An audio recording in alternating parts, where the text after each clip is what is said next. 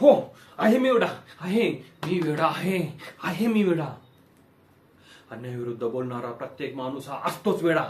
त्याची मतं, त्याचा खरेपणा, त्याचा रोखठोकपणा या सगळ्या गोष्टी त्याला वेडं बनवतात, किंबहुना वेडं व्हायला भाग पाडतात. एकदा, दोनदा, तीनदा, अरे किती वेळा. म्हणजे ज्या वेळेस मी तुमच्या बाजूने बोलतो त्यावेळेस मी चांगला माणूस, सुशिक्षित, माझ्या आदर्शाचे धडे तुम्ही लोकांना देता, आणि तोच व्यक्ती जेव्हा तुमच्या विरोधात जाऊन काहीतरी बोलतो मग तो वेडा.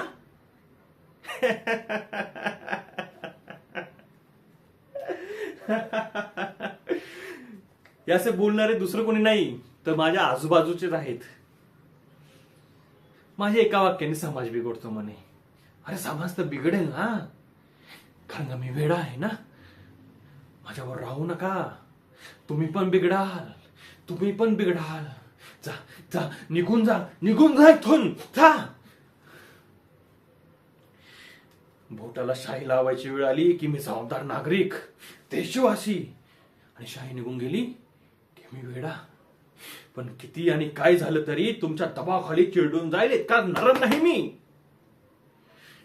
मला या गोष्टीचं वाईट नाही वाटत हो, की असले नराधम माझ्यासारख्या सामान्यांचे लचके तोडतात. तर वाईट या गोष्टीचं वाटतं माझ्या आजूबाजूला असणारे लोक सुद्धा मला संशयाच्या नजरेने बघू लागतात. असो, माझ्यासारखे असे कित्येक वेडे असतील जे जिवंतपणे मेल्यासारखे जगतायत. त्यांच्या भावना, त्यांचे विचार एका अंधाऱ्या बंद खोलीत फिरतायत. ते वाट शोधू पाहतायत, पण त्यांच्याकडे जाणारा प्रत्येक प्रकाश किरण या नराधमांनी रोखून धरलाय. मला त्यांच्यासाठी जगायचंय, त्यांच्यासाठी जगायचंय. एक वेडा होऊन का होईना, पण मला त्यांच्यासाठी जगायचंय.